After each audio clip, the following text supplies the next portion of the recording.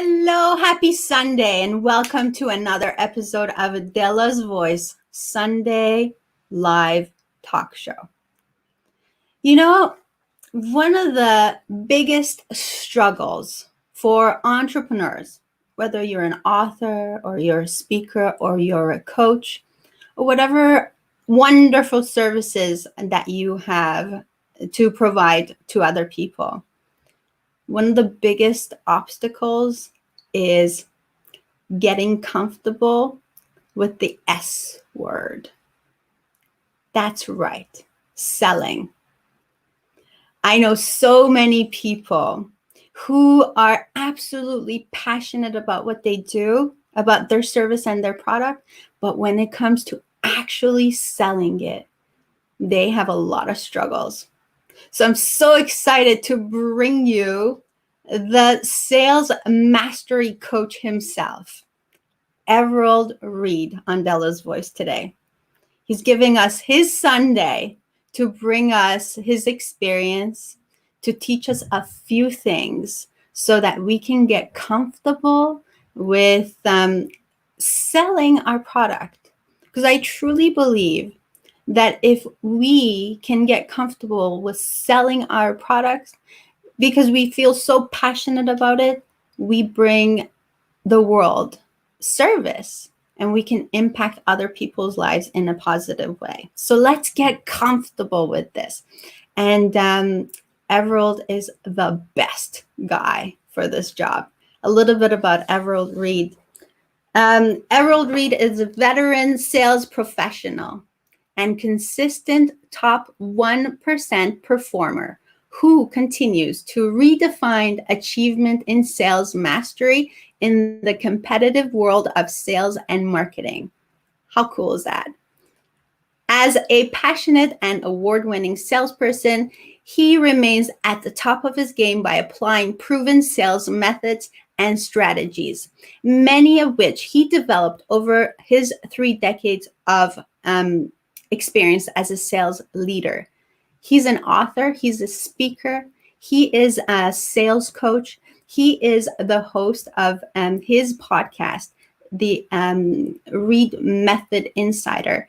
And he goes around the country and I think around the world, and he delivers speeches to big companies and helps them improve their sales strategies.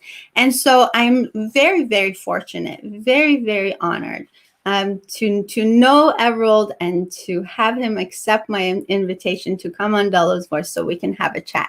So ladies and gentlemen, please help me welcome on Dela's Voice, Mr. Everold Reid. Hello. Hello there. Oh my goodness, that was so cool. Was that cool? Oh, You're usually the one introducing people, so yeah, but you're way better than me. Maybe I look better, Everold. Well, that too. Welcome on Dela's Voice. Thank you so much for being here. I'm very excited to learn from you today. Well, it's fun already, and we haven't even started. Oh my goodness. Awesome. Well, I want to take a moment and say hi to everybody who's already here. People are watching us and they're very excited to learn from you. Nice. But also I want to encourage everyone to please share this with other people, because you know there's people around you who are so intimidated by the idea of selling. I call it the S word because it really,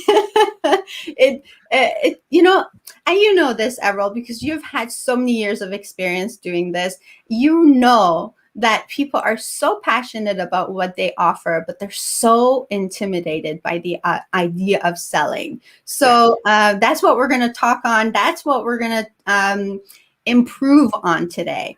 The whole premise of Dela's Voice is to bring an inspiration, information, and motivation so that we can all live better lives. And I have amazing Everold here today to help us improve on our sales. Well, let's give it a shot. Let's get started. Absolutely. Okay. So first of all, I want to make sure that we say hello to everybody who's already here. So we got Sarah here, Frida, Marianne, Pageant, she's awesome, and Bobak is also here. Thank you so much, everybody. If you're here and watching, drop us a line I won't see who's here unless I see a comment from you so that we can say hi and send kisses back. Okay. All right. Here we go. Mr. Everold Reid, Yes, ma'am. who are you? And We're not sure. right. So I want to know, because did you just always start off this way? Like, were you No, always this amazing salesperson? no. And I'm not sure how that actually came about, but I literally was in Centennial College in Scarborough. We spoke about that off air. So I was attending Centennial College School of Transportation doing aircraft maintenance program, and my goal was to eventually become an airline pilot. And I share this in the book that I wanted to be a pilot, and even to this day, it drives me crazy that I'm not. But that's another story. And I needed a summer job, and I walked into a Toyota dealership back in 1989 when I was like barely 19. I hadn't even turned 19 yet, and I always say in the book, in my talks, they made the mistake of hiring me because in the first year I had zero clue what I was doing in a dealership selling cars. And I remember making only around $25,000 in that year. Okay, like very minimal. That's pretty good for a 19-year-old. Yeah, back in the day, right? Yeah. But to me, it wasn't anything to run home about. But by the second year, I started to get the hang of it, and I learned pretty quickly and adapted pretty quickly, and quickly figured out that sales or sales success was not necessarily due to the art of the transaction, or it's not transactionally based as many people lead it to be, where it's you're trying to convince someone to and give them more for less, or to try to justify why they should buy your product versus somebody else's product. And sales in general, even to this day in the automotive space and most spaces, is largely transactional, where it doesn't need to be. And that's why sales is such a pain in the butt for so many people, because if your focus is trying to sell something by saying, okay, I have 10 features and the competition has 8, and my price is $100 less, you should buy my product, that may win you a deal sometimes, but it would only win you that deal maybe the one time. But that does not sustain repeat and referral business, because that was largely transactional, as opposed to the right way of selling a product is by selling yourself, and selling and making a genuine connection with the person that you are communicating with and you're trying to help. All right. So I learned right away that relationships mattered, that solving problems and creating solutions for people mattered, becoming that trusted advisor mattered, that they could call you before and after, that mattered, as opposed to just okay, buy my product, I'll give it to you for the least price, give away the farm, make no money. Oh, but I made a sale. Right? That's really interesting, because you mentioned something that was really cool. You said, we want to learn to sell ourselves, and so you're so right about that, because whatever we do in life, we are trying to sell ourselves. I don't care if you have a service or product, we are always trying to sell ourselves. Mm-hmm. So that's really cool that you took that from a transactional Yes. point of view into, like, no, let me build some relationships, and Yes. this is what It's a you key do. difference.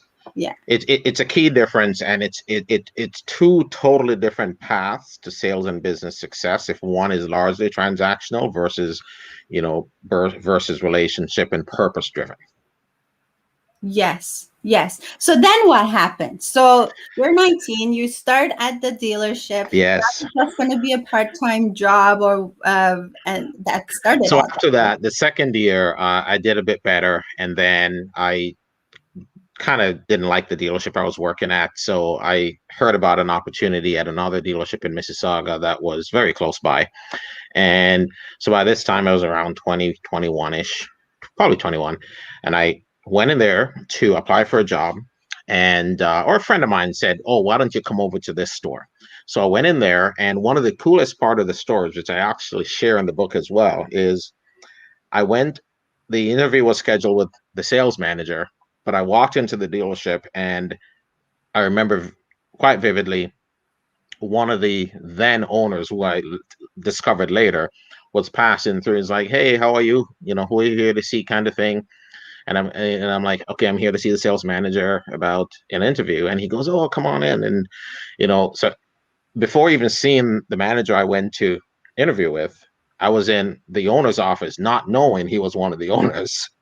And we were there like shooting the breeze, you know, on the level of not an interview, like again, transactional base, but more of, hey, what brings you in? How have you been doing?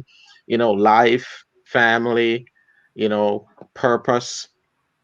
And that gentleman, Paul Pearson is his name, a former owner of Erin Park Lexus Toyota. We recently lost him a couple of years ago.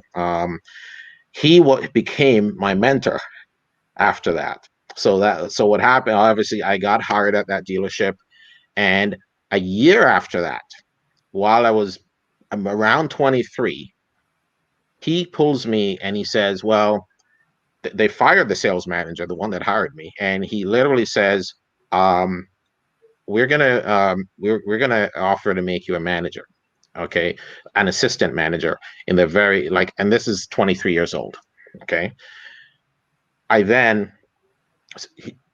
did that for a year with a general sales manager that we had, and they quickly realized after that year that I was doing most of the work anyways, and the other manager was not pulling his weight, and they actually asked him. I think he quit or whatever the circumstances are, but at a very young age, I became the youngest sales manager in all of Canada, managing a top Toyota store. Um, I wasn't even 25. I was 24 or something like that.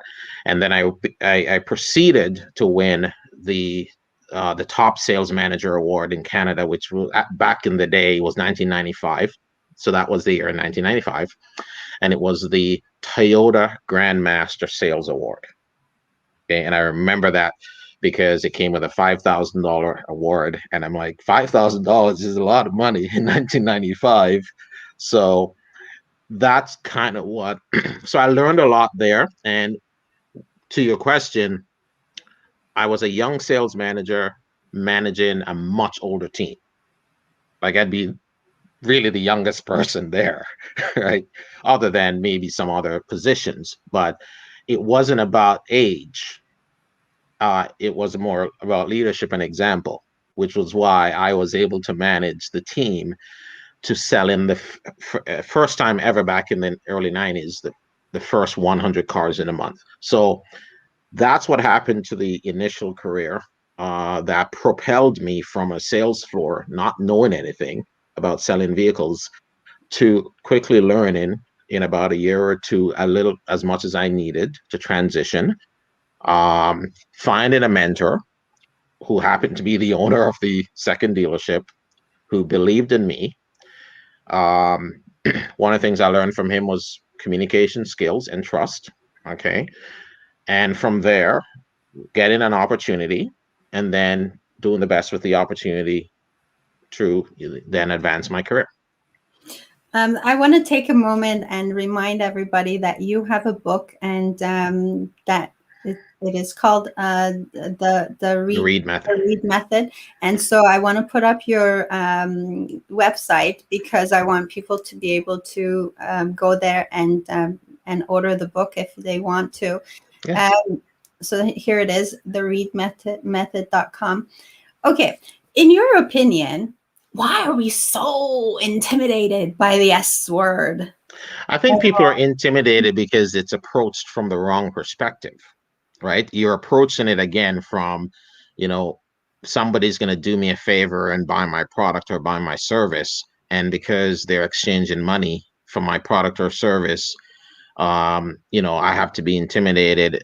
And as opposed to that individual on the other end may very well need my product or service because my product or service solves a big problem they have, creates a better solution, which advances and improves their lives. So you take selling cars, for example, and I've sold cars, I've sold advertising and marketing across North America.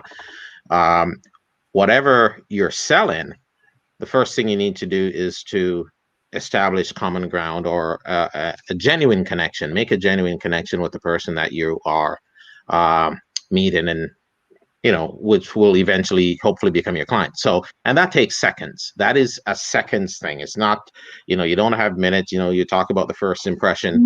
Yeah. So that's very, very vital.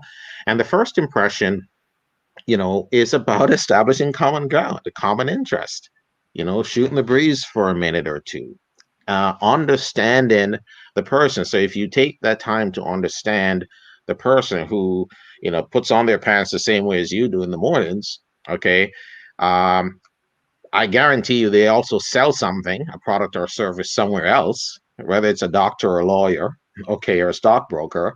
They're selling a product or service elsewhere. They're just there to buy or to seek out your product or service. But most importantly, instead of getting the fear of I'm going to sell, sell, sell, how about approach it from, okay, establishing a common ground, finding out what their problems are, what their pain points are, and how can I, as a sales rep, improve that person's life before they go by offering solutions and alternatives that you know you craft based on the conversation you had. All Yeah. right. So we have and the thing about it, Della, is and to your audience is many customers think they actually know what they want, but rarely do. All right. So it's not about just selling to that person because they're in front of you.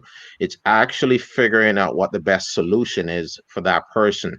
And that's how I win long-term clients, like Mhm. clients for the last 25 years, Mhm. okay, that come back over and over again. And the reason why is because they can't be bothered with starting a new relationship elsewhere. They know that I'm going to act and do things only on the best way and give them the right solutions. I'm not going to oversell. I'm not going to overpromise or underdeliver. And I'm going to, when they leave, the ultimate goal of you selling a product or service is that it must improve the person's lives, Yes. right?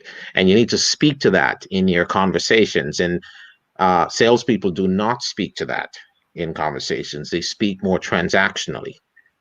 Okay, payments, price, how much you get, what kind of deal, discounts. Because they don't, I feel like they don't, if that's the case, then they're not really spending time to create that relationship, which No. you said is really, really important. And that brings me to a really key point right now, especially during pandemic. It's when I've noticed it because we hang out with social media a lot. Hmm. And Yeah. so all of a sudden you get this message from somebody who you've never met, and you have no idea who that person is, and you get this long message about them wanting to sell you something right away. Hmm. And so that to me doesn't sit right. I mean, I don't know who you are, and the first thing you do is trying to sell me something. And I'm not saying that's wrong, Everold, because that is the way we do business now. But Hmm. what are some suggestions, like for you, you can offer to people who are starting their businesses online, and they're trying to gain customers? Because I think we're looking at that more and more as we go forward in this economy. So what have you got? What are some tools? Oh, by the way, I mean, if anyone needs one-on-one coaching, Everald does that. You do one-on-one coaching, which we'll get to your service. Yeah, Um, absolutely, and organizations as well. Um, so online, well, definitely online. Because the process is a little different, and as you rightfully say, that is the way of the future. And I took advantage of that recently, and as well by launching another online e-commerce company. So you're absolutely right. But so how do you then establish that immediate trust. Or actually, going back to your question, you've been getting emails and messages, like I've been getting them too, wanting to sell you something online. Like there's half a dozen every day in LinkedIn I Yeah. get, right? Yeah. Or in Messenger. And you're right, you don't know that person per se. They may be in your connection, or they're trying to connect with you because they've seen your profile and they think that you are a fit for the product or service that they offer. Um, so I don't know. I mean, I don't necessarily like the approach, even though in my consulting field, I've been told that that's a good approach to use, and to try to make connections with the right people in your database. Um, but I think that's only effective to a point where, and to reach out to everybody in your database one on one and send 1,000 messages individually, that's not going to work well either. So I think it takes a little bit more of, you establishing that trust and awareness of your brand online, which I have done and you're doing, and many people continue to do. And to also, every time you service a client or sell a client, is to ref, uh, reviews. Reviews are vital, and is to get reviews. And I've been fortunate to get a few reviews that are quite substantive, and not just reviews that say, well, I got a great deal, because I think those are useless.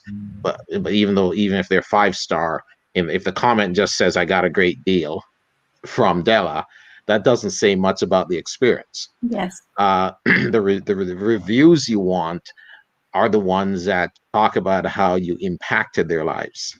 Okay, what sort of impact your product or service and had on them, and how the transaction went, as opposed to what the transaction was. Mm-hmm. So it's tough to I think it's a it's a consistent process. If you have to engage with people online to earn business, you have to be consistent. You have to have a trusted brand, and you have to try to engage with those people, like I literally do right now, where I've launched a new online company. Actually, 3 months today. 90 days. Today's the 90th day. Congratulations. You want to talk about that a little bit? Just Yes. It's very inspiring. Yeah, thank you. And I've directly gone into my contacts, okay, with people who I know I've communicated with at one point or the other, and I communicate by saying, here, first of all, is the purpose. Okay, hello, whatever your greeting is, and it's individualized to a point.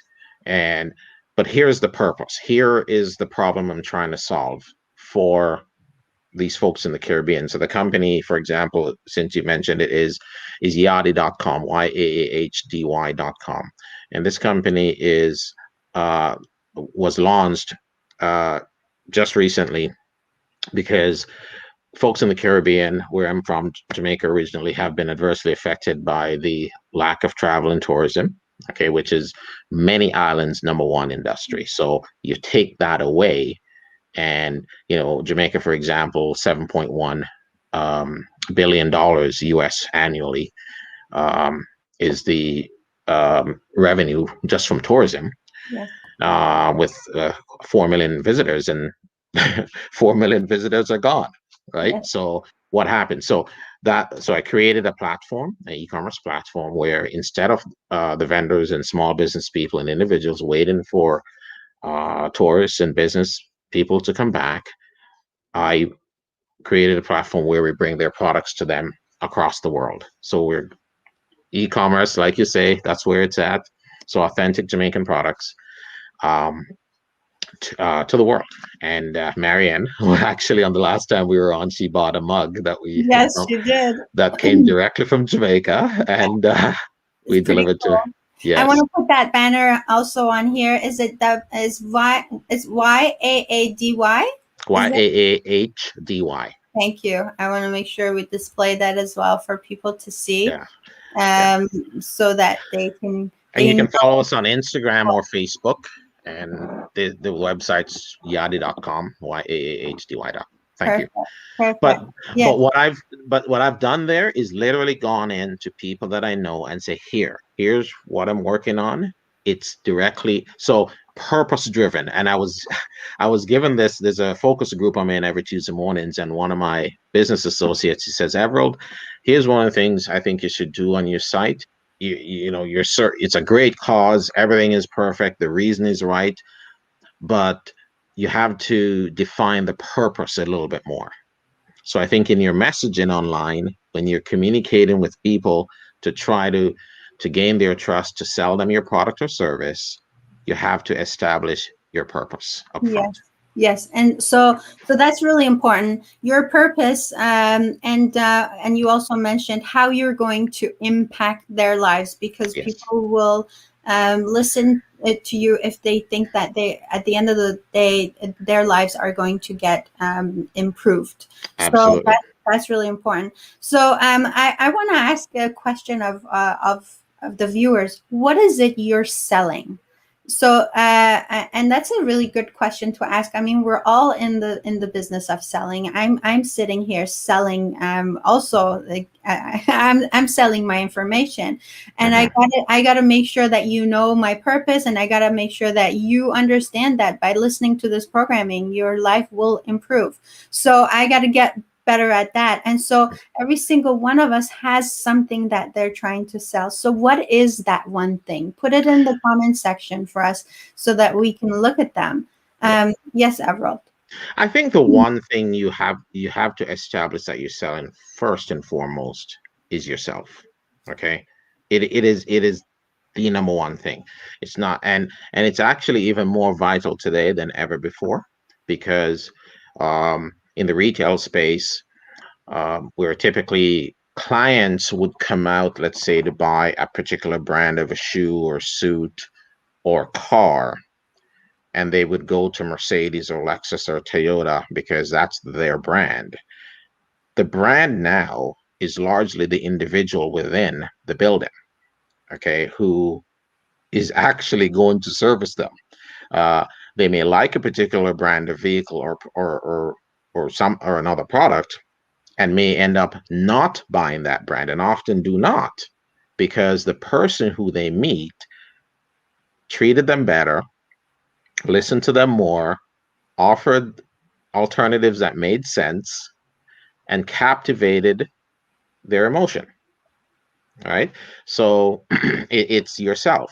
So ultimately, your brand, even though someone may leave their home to go and buy your brand or go online to make a sale for another brand of product, something else could trigger them to make that move, and usually that's you, the individual, and that's what's been the basis of my success and the businesses that I've been able to start over the years. Is literally, I started an advertising agency a few years ago, which took me across North America for 8 years solid, um, and that company, before really social media exploded and all that stuff. Actually, there was really no social media that much, but obviously the internet and whatnot. But that company largely was possible because all the vendors that I looked after for the first 2 years developed a trust in me, and the clients developed a trust in me, the individual, that when I went back and said, well, I have this idea to do my own thing, we literally had $100,000 in sales guaranteed before we even started. Right. And it wasn't, there was no product yet. It was the individual.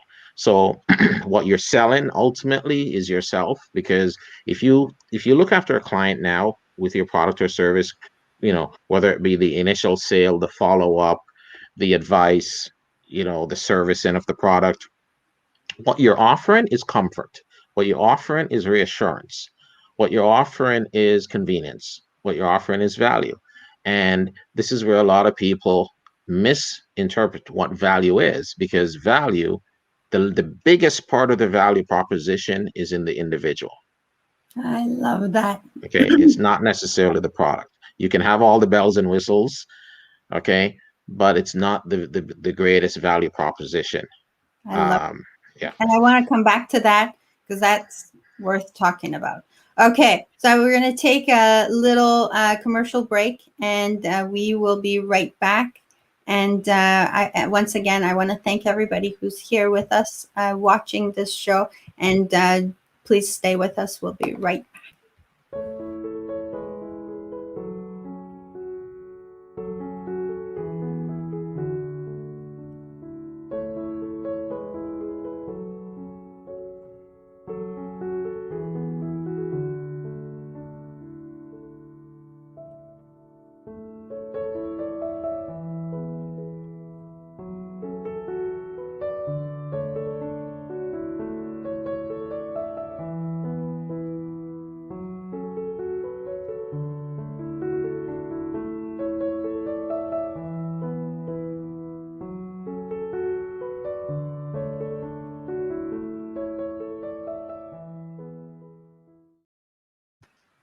And we're back. Thank you so much for staying with us.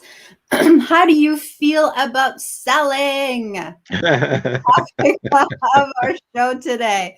Oh my gosh, the S word, the S word.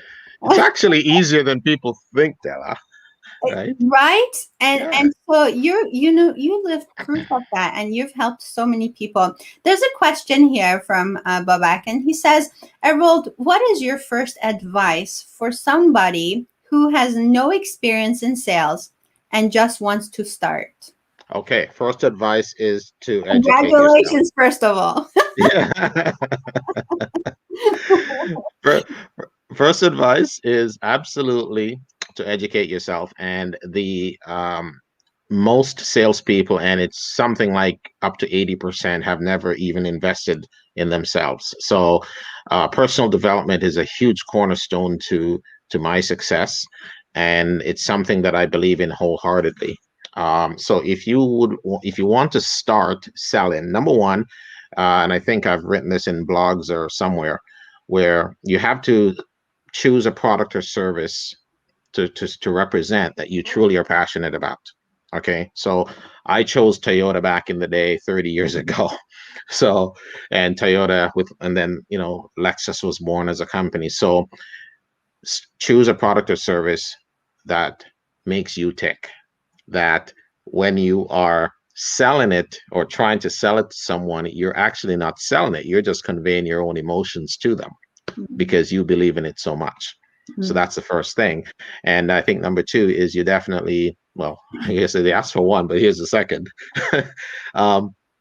Definitely personal development. So buy books on sales, listen to audiobooks.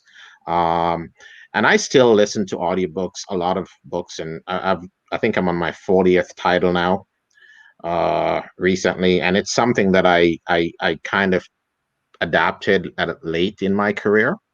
And I wish I had embraced personal development earlier. So that's the best advice is choosing what you love, that you're passionate about, that you would buy, that your relatives would buy, that you'd sell to your family, and then learn how to communicate. And the best thing is not that you're learning to sell as much, is that you're learning how to communicate. And you're learning how to communicate by actually learning how to listen. Bingo. Ah, that's so good. That is so good, Everold. Well, thank you. But it's so true, though. It makes total sense. Because Yes. how else will you know what your customers need if you don't listen? And that's Yeah. that's really The good. clues to the sale, folks, is in the conversation. The clues to the sale is in the listening, Yes. right? Yeah. So you can be selling and closing a deal simply because you've listened to what the problem is that they need to solve. And then what your job is as a salesperson is really to craft a solution that not only meets the expectation but exceeds the expectation. So for example, here's a perfect example of um, raising the bar in sales. Most salespeople out there today sell a product today or sell to a client today for the sale today. Okay, all they think about is this one deal. Now, if I can get this one deal, I'll make my quota. Okay, I'll get some money. Okay, so fine, you'll make a sale. But that's not sustainable growth. That doesn't provide sustainable growth. That doesn't build a career. That doesn't build a successful business. What build a successful career and business is adding more value than anybody else. Okay, and the value is largely in you. So when I sell vehicles today, and that's another thing, I'm still able even today to sell vehicles at Lexus, where I literally only work part-time now, 14 days a month, and still outsell the entire all the other sales reps. I Okay, think that's fascinating. because I'm not, the people that I sold 4 years ago, 2 years ago, 3 years ago, I set up those deals back then, knowing that they will be deals coming in the future, and the clients now come to expect where Everold will call me or Everold will let me know when the next opportunity arises. I don't have to go car shopping. So I've solved the problem that a lot of people hate, Yeah. whether they're buying houses, whether they're buying clothes, whether they're buying grocery. So your goal is to solve problems. I've taken that for most of my clients. They know if there's a car problem anywhere in their family, immediate house, neighbor, um, they will contact me and say, I need to solve this problem. Okay. Wow. That's so good. When you said to Babak, start with self-development, Mm-hmm. um, I want to take it back to where you said you gotta find your own values. Yeah. So this is where we start, don't we? This is Yeah. exactly where, and that's the difference between um, good salespeople and not so great ones. Yeah. And values is very important. Your personal value and is key. So there's value in how you get up every morning and what time you get to work to start your shift. Okay. So if you're there 15 minutes, 20 minutes early and making preparations to start your day, scheduling your meetings or appointments, that's different from the salesperson that just waits for a client to show up. Okay. There's a different, okay. So when clients sit down with me, one of the typical questions I'll get in the first 3 to 5 minutes is, how long have you been doing this? Because the type of conversation that I have with them is not what they're used to hearing. Mm-hmm. Okay, so you have to separate yourself from everybody else. And when you ultimately are able to separate yourself from the competition by just having a more authentic, value laden conversation, you've already won that client, right? Because people want to deal with people that are authentic, knowledgeable, creative. Okay, and when you educate your clients and say, even if you have a deal, here's what we do often at Lexus, and I use this as an example in my training, is there oftentimes is already a deal done and the client will accept a deal and we say, no, don't do the deal that way. Or they'll come in and they'll want to offer cash, or they'll want to finance and they'll say, yeah, we'll do it. And we'll say, no, let me show you an alternative and how better to acquire the vehicle, right? People don't do that. You get a deal and once there's a yes on both sides, you say, sure, let's go. But a discount, what I've always said to clients, almost weekly, I say this to clients, is getting buying a product or service and getting a big discount or getting more stuff thrown in doesn't necessarily mean you've gotten the best deal, Yeah. because the best deal is not just based on price. Yes. Yes. Yes. So what is the best deal, Errol? Well, the best deal is something that is fair between both parties. Okay, that you're not. The best deal is one where when you set it up today and you've both left feeling fulfilled, you can't wait for the next time, because you know there'll be a next time already in 3 years or 2 years or in the next month.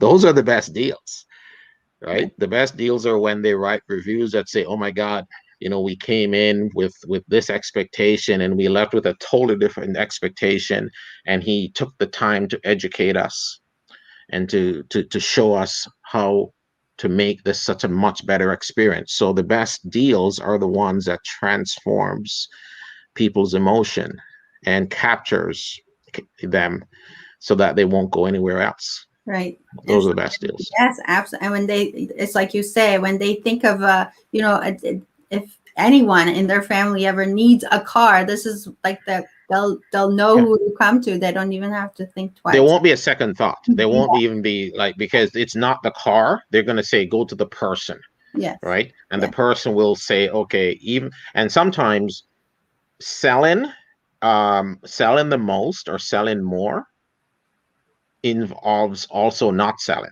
is being honest with that person and saying, well, I don't have the right product for you, or I don't have the right service for you, but I know who does. Ah, Okay. so important. So thank you for that.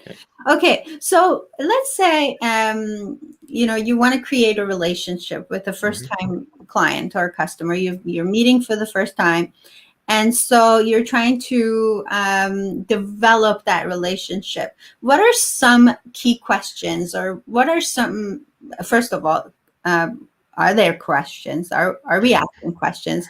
And what should they be? Like, what are we talking about here? Because this might be easy to you, but it might not be to a lot of people. So you're asking to try to establish initial relationships. Yes. Yeah. I think you first establish some sort of common interest. Okay, so typically when a client sits down in my office, or we'll learn what they do. It's good. People like to talk about themselves, right? So when they know that you're going to potentially sell them a product or a service, but it's good when you ask them, oh, tell me a little bit about yourself. Tell me about what brought you to my product, or what grabbed your attention, and how are you thinking that it could help you?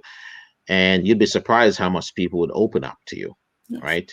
And people like to talk about themselves and like to talk about their successes, and I think that's one of the key questions to opening up that avenue. Everold, I have had a flower shop for the past 18 years. And I know this is one of those key elements of why people keep coming back to our shop, is because we have developed those relationships with them. So people keep coming back for, like, we were there when their babies were born, and then when they graduated, and so we have developed those relationships. And I know the key is to ask them those questions. And you are right, people love talking about themselves. Yes, yes, yes. Yeah, absolutely. And their family, right? They like sharing their successes. They like sharing where they've, even sometimes their losses or their adversities, right? You'd be surprised when clients come in to talk to you and to buy a product or service, and you're that one person that literally they open up with and start crying. And I've had that like 3-4 times in my dealership, sitting down with a client to sell a car, and they start bawling their eyes out because you can actually you know sometimes open up to a stranger sometimes in retrospect, then maybe to get a different perspective. And the fact that you would listen to people or ask the right questions and make that connection where they feel, what, this is authentic, this person actually is slowing the process down, and he's not just trying to sell me and take my money, but he's actually listening, that I have an issue here. He's asking some intelligent questions. And a lot of times what happens is when you ask the right question, it triggers a completely different, mechanism. It triggers a whole different conversation and thought process for that potential buyer. So asking the right questions, and that comes over time, right? You develop the skill, but it also comes by asking the right questions or establishing the relationship. And it doesn't mean you're talking too much, because you don't want to talk yourself out of a sale or talk yourself out of a deal. Okay, there's a time for everything. You move the process along, but you are doing so by showing care, by showing that you actually have a genuine interest, and you do that by note taking, by writing down things, key points, key features as you're having the conversation, so that your buyer or prospect realizes that, okay, he's taking note of my key concerns or interests. Um, Therefore, he must be interested in trying to give me the right solution. Yeah, that means a lot with when someone takes notes as you're talking, Everald. I'm going to take some notes Yeah. as you're talking right now. What are some things that you've noticed? I know that you go around to big companies, big organizations, and you help the sales team. And what are some big mistakes you've seen companies make when it comes to sales strategies or sales people? What are they doing wrong? First and foremost is most sales organizations or most organizations in general do not invest enough in their people. And their people in turn do not invest enough in themselves. So um, the biggest issue I find, and I will take that, to my grave, is I don't think, well, I'm pretty certain that if whether the individuals but more the organizations, if they invested more in the right things to train and educate their teams, and if you have 100 people in your company and you invested in some sort of training, personal development training, sales psychology training, whatever it is, and it just impacts each individual by 10%. Mm-hmm. Okay, you're talking 10% across 100 people, Yes. and that is like a totally different organization. Okay, that transforms companies. And the key to companies thriving today, is that if individuals thrive, and the key to individuals thriving is coaching and training and investing in themselves. And if the company won't invest in you, you need to get up and do it yourself. It costs nothing to download audiobooks. I mean, I can't sit down and read a book, not even my own, because I'll fall asleep. But I listen to them on Audible or something, and you're able to do that in your net time, in your no extra time. So there's no excuse for not learning and investing in yourself. And I think that's where it starts. If you were to give someone a book to read or an audio book to listen to, I mean, okay, apart from Other than mine. apart from your own book, which is awesome. I mean, right, and your podcast, which is all about that, right? It's podcast is all about sales and how Sales to. and business success, yeah, and personal So development, yeah. for sure, we want to make sure that people go there as well. But what was it? What was the very first book you read? The very first book, I mean, I didn't read a lot of books growing up at all. Okay. But so if it's one of the very first, it would be going back to either 1984 Orwell or Huckleberry, The Adventures of Huckleberry Finn or something back in high school. Hey, But good sales lessons in that. okay, but lately, Yeah. one of the first books I read that I still do quite regularly on Audible, I still listen to it, is As a Man Thinketh by James Allen. The book is about 103 years old. It's literally, if you read it, if you listen to it slowly, it's 55 minutes. I run through it in like 30 minutes. I listen to it at 1.7 the speed, and that's another thing too with sales and training and development is you don't know how good you can be and become unless you actually take the time to do it, to invest in yourself. So for example, when I started reading or listening to audiobooks, I was listening to them at the regular speed. I'm like, damn, this is slow by the time I got to the third book. And then I realized on the stupid device, I could speed it up. I didn't even realize. So, and then I was like 1.3, I was at 1.5. Now I'm at 1.7. So I can knock off a 10-hour book, in 6, 7 hours. Right? I can knock off a 4-hour book in 2.5 hours. Right? That's on one of my long drives or something. So As a Man Thinketh is a very short book.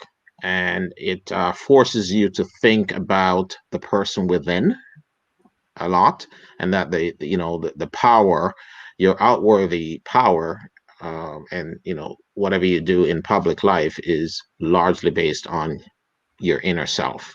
So empowering yourself, you don't need anyone's approval. If you work for a company, if you're a salesperson or a manager, you don't need your bosses to to invest in your training and invest in you. If they're not going to do it, you invest in yourself. Go to training seminars, get a coach, read some books, um, podcasts, whatever. We always And come back to that. We always come back to that. Folks, the most successful people in the world have yeah, coaches. coaches, yes, Right, Everold? I mean, absolutely. so important. So important. Coaches have coaches. Those Coaches coaches have also coaches. have coaches. Yeah, yeah. So Yeah. I have here, there are some people who are better in sales than others. Do you suggest, Everald, to delegate sales part of a business to a better person or to learn it personally?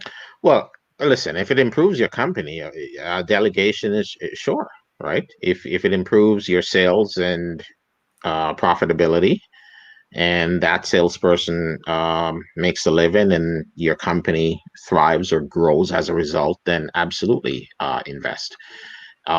If you are small and still need to do it yourself, okay, maybe hire somebody part time, or you try to adapt and learn and get a coach. And get a coach to help you, and you'll be surprised. Oh, the best thing you can do for yourself, that in anything, I think, Yes, there's a coach for everything. there's a coach And for everything. so, that a coach will take you to a level you never thought possible. Yeah.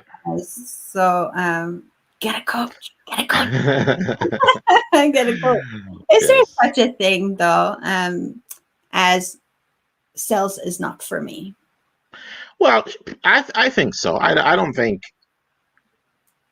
typical you know extreme introverts maybe, right, or people who don't get what sales really is and think that they're just trying to fleece people out of money, um, when they themselves are selling something. If you're a graphic designer, you're selling a service. If you're a doctor, you're selling a service, Yes. and you're selling yourself as a trusted doctor, right? It's no longer just about, okay, I'm a specialist, so they have to come to me because I know more than the other person and then I have more education. Like, you may be a specialist, but you still suck at service, you know, or delivering a good product.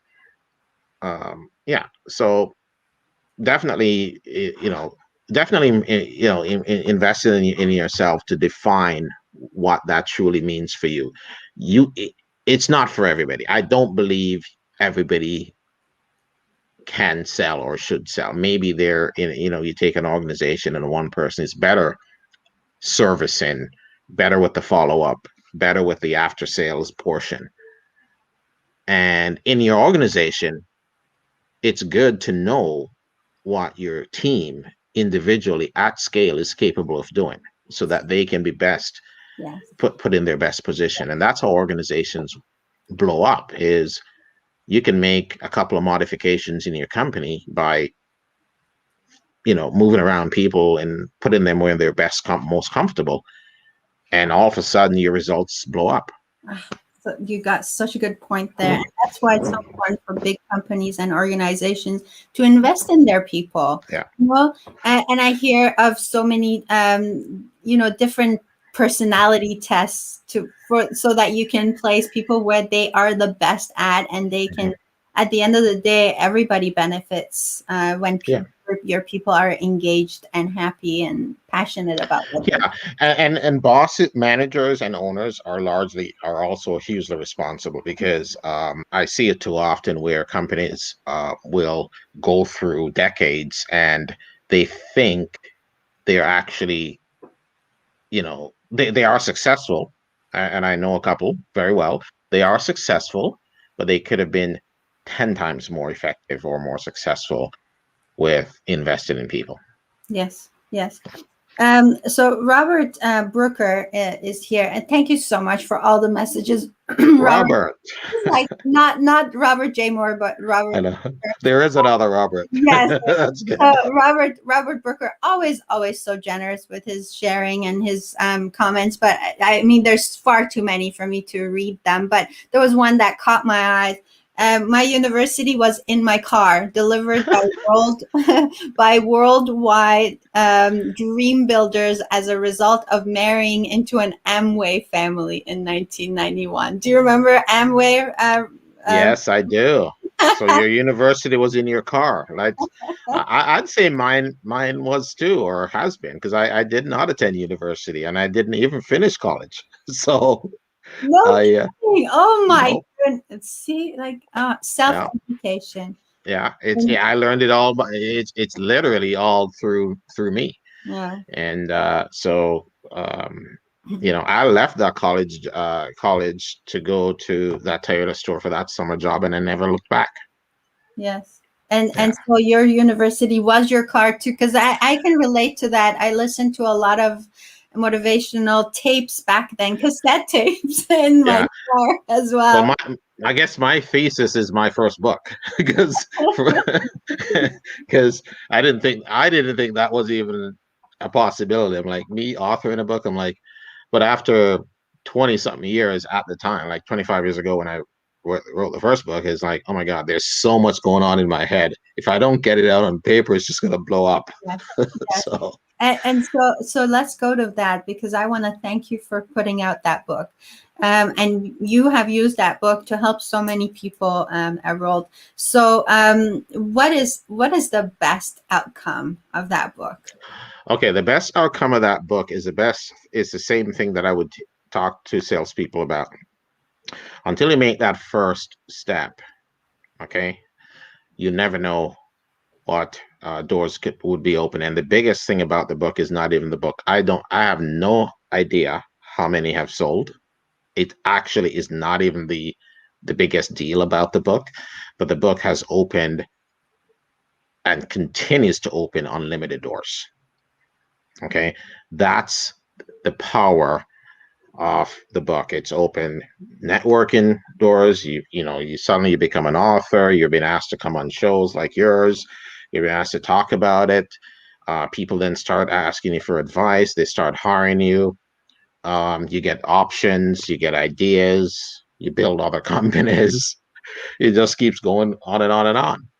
So the best thing that I think career-wise has for me is that I made the decision. I decided to hunker down and to write that first book.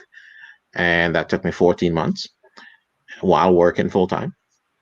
And once I was done, that transformed my entire career. That I make, I set my own hours. I do my own thing. I set my own schedule, which is quite busy. And I'm still asked to work for Lexus, for example, where I did for a few years because they value my time, even if it's just half the time of everybody else. Mm-hmm. And that's what's important.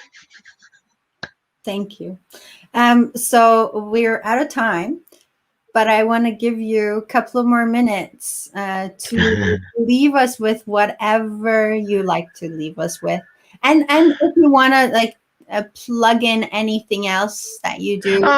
So the only thing I'd really, I am passionate about the two courses that I'm launching and the other company. So on the Reid Method International, which is my consulting company, sales mindset principles is my personal development type course, and that's a big deal if you want to transform yourself and transform your organizations.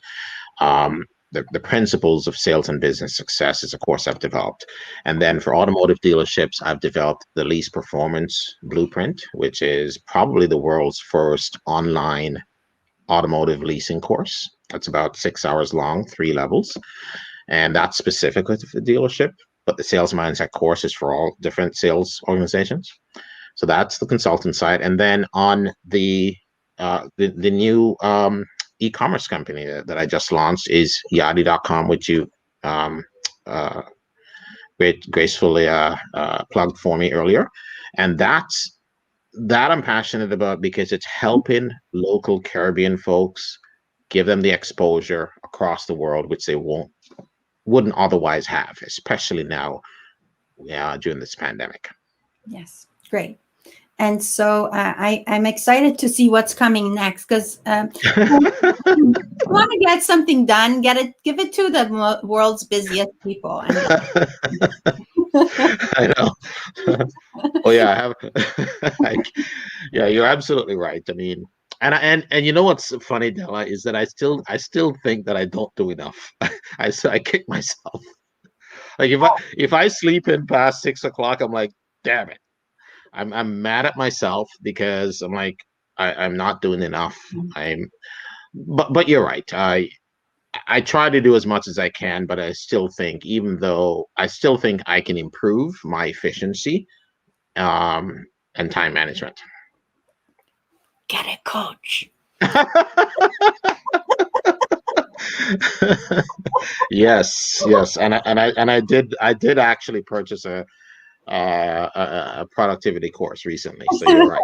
See, we're always learning. We can always Yes, get better. yes, Everold, thank you so much. This was so much fun for me, and we learned so much from you today. yes. I'm looking forward to our next conversation together. I have one more question of you. How do you define success? Wow. I define it by having the absolute freedom to do the things that you're most passionate about. So if acquiring a certain amount of finances gets you to that point, but success for me is, even though I did not fly an airplane as a career, success for me is the fact that I can still um, get into an airplane and do my private lessons and fly around with that sense of freedom, that I've still accomplished that. Amazing. Well, I wish you many more successes, Everold, and lots of love to you. Thank And you. again, lots of blessings. Thanks again for giving us your Sunday. It's truly appreciated. Well, it was fun and I enjoyed it. Okay. I'm so glad. I'm so glad. And Right. for everyone who's watched us, thank you so much for spending the past hour with us. I hope you took from this as much as I did. Please share this talk if you found it helpful, so that other people could also benefit. And as always, this has been Dela's Voice, hoping to spark your soul. Have a blessed day, everyone. Thanks, Bye. everyone. Take care.